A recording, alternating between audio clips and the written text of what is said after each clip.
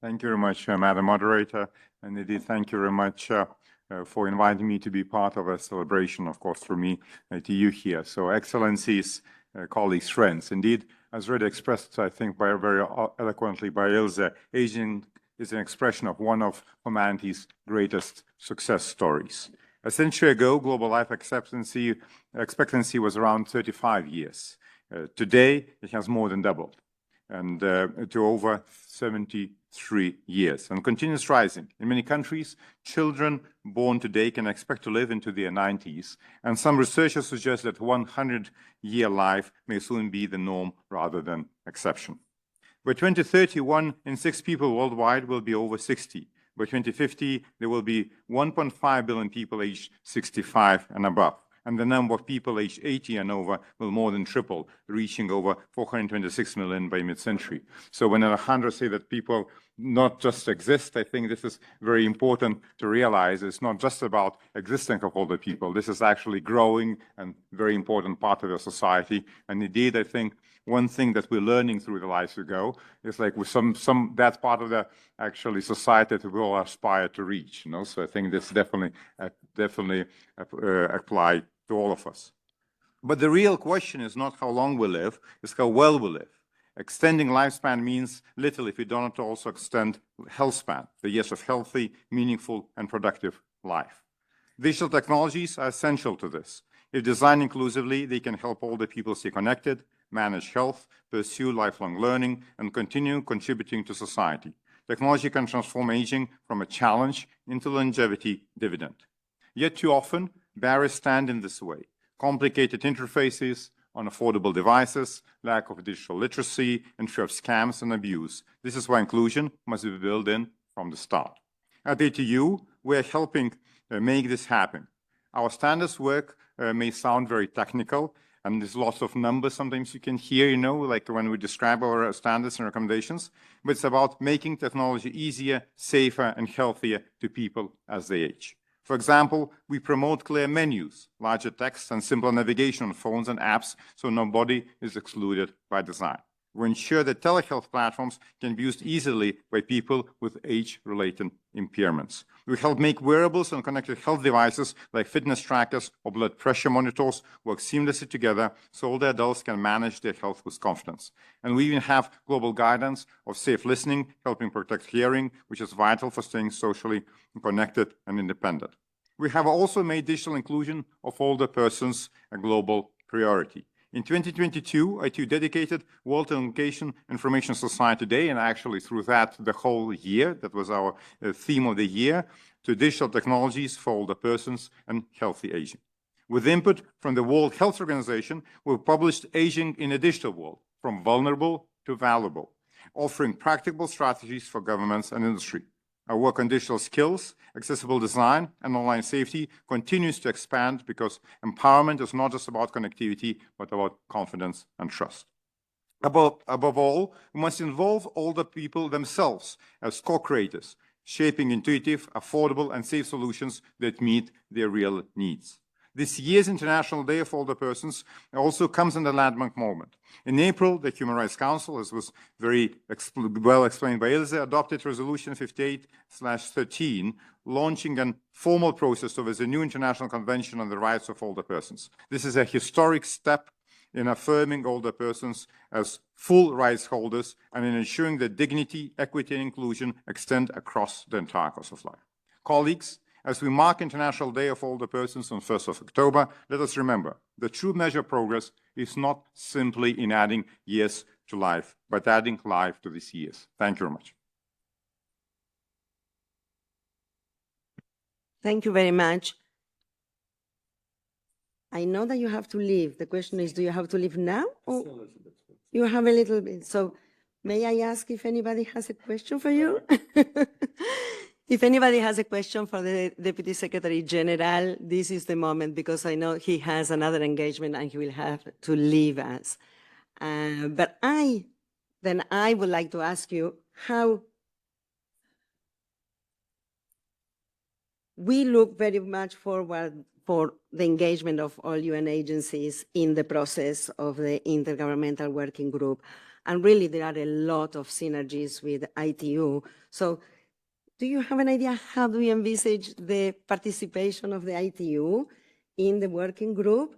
And how do you see the issues that you talked about being present in a future convention?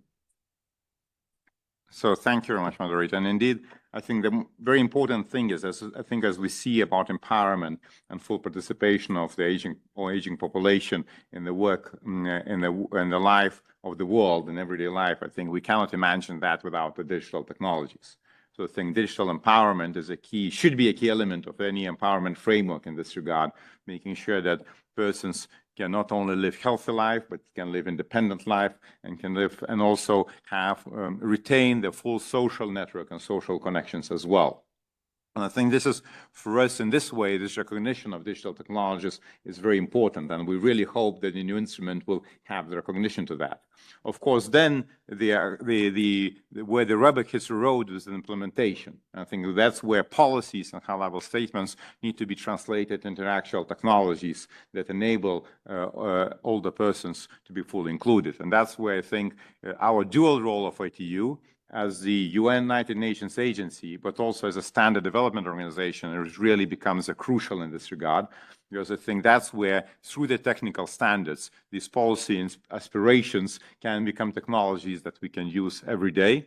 I mentioned a number of the standards or the areas that are covered by the standards that we already have, but of course, this is only growing part of this work. So, but in this way, we also encourage, because I think for standards to be meaningful, it's not enough that technical communities participating, which is our usual community, but it's very important that user communities participate. So I think it's also, important part of collaboration in the future will be to make sure that through your efforts, through the efforts of NGOs involved in this area, that we also have a right stakeholders, right, NGOs participating in technical standard development work by setting the requirements for that, so that the technology community can reply to those requirements. We're really integrating the necessary technologies in everyday life. Thank you very much.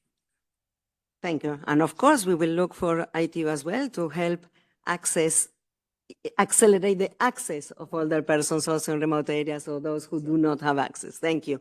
We have one question from the floor. Can you... Ricardo Espinosa, je suis un ancien fonctionnaire de l'ONU, retraité.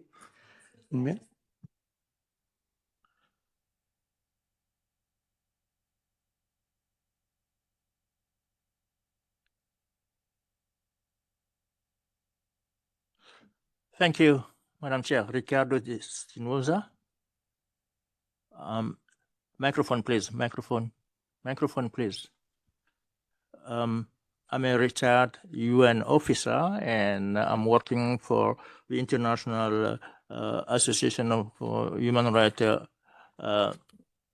in Geneva. The ITU representative did answer part of my question. Yes, indeed, we are very much worried about the implementation side, and parliamentarians are playing a great role normally, and my concern will be, as we know that in many countries in the world, there are elderly persons who are in prison. Their rights are not protected. I would like to know if at ITU there are debates concerning the implementation and the role of parliamentarians to protect older persons, especially those who are in jail. Thank you. Thank you very much for the question. I think on the specific aspects of let's say, imprisonment, I think my colleague from New York would be a better place to respond. From Human Rights Council, of course, ITU in this regard is rather technical organization that focuses on digital connectivity, digital transformation, and ensuring, of course, technology standards in this regard. And we are guided by our colleagues across the UN system in making sure that we contribute rightly to the human rights frameworks, of course, being led by them. And I think we have also representatives of High Commission of Human Rights to be able to, with who we collaborate very closely, of embedding human rights in the standard development, for example. And of course, this is one area to do. So I think, but on the specific issue on the parliamentarians, indeed, that's been a growing area that it's very important for us to include. For example, through the World Summit Information Society process that's now been running, actually, this year we're celebrating 20 years of it. So we've been very strong. This is not only including different stakeholder groups from the governments, the private sector, technical community, civil society, and academia, but we have a growing parliamentarian track. And I think this is a very important aspect there because parliamentarians, as you rightly said, shape the policies. And so we need to understand which policies they're shaping. We're having numbers of parliamentarians who attend our annual business forums, including the last one. Now, because we combine that event together with the AI for Good Global Summit, so they participate in also discussions of emerging technologies, so such as artificial intelligence, how that could be included. So we really shape the awareness in this regard. We also very closely collaborate in a number of initiatives with the Interparliamentary Union, and including especially their recent work on artificial intelligence, that again, we've been also being involved, and as well as different parliamentarian groups. For example, I personally briefed the Interparliament Group on Emerging Technologies, Artificial Intelligence, that includes a number of parliaments around the world. So indeed, that is the important constituency to understand, let's say, different implications of the technology, so they could understand implications of the policies. And our duty is to include them in the dialogue early on and provide them information they need to shape those policies that they deliberate. Thank you very much. Do you have time for one more question? One more question, yes? One short, and please introduce yourself. Thank you. So for global non-killing, humanity is immensely rich, and a lot of that money is there in the telephones systems. How does ITU plan to garner some of that money to reach the most ones in need? Thank you.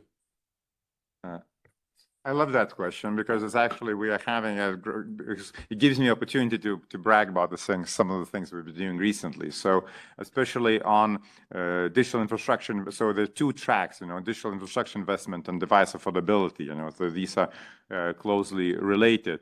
So in terms of digital infrastructure investment, we have realized exactly what you said. There is enough, generally is enough funding available around the world. That funding is not equally distributed. So we need to create incentives for that funding to reach the areas that mostly need it. And we had seen that examples, for example, during the COVID time, the really digital infrastructure really benefited from a lot of investments, regretfully not everywhere.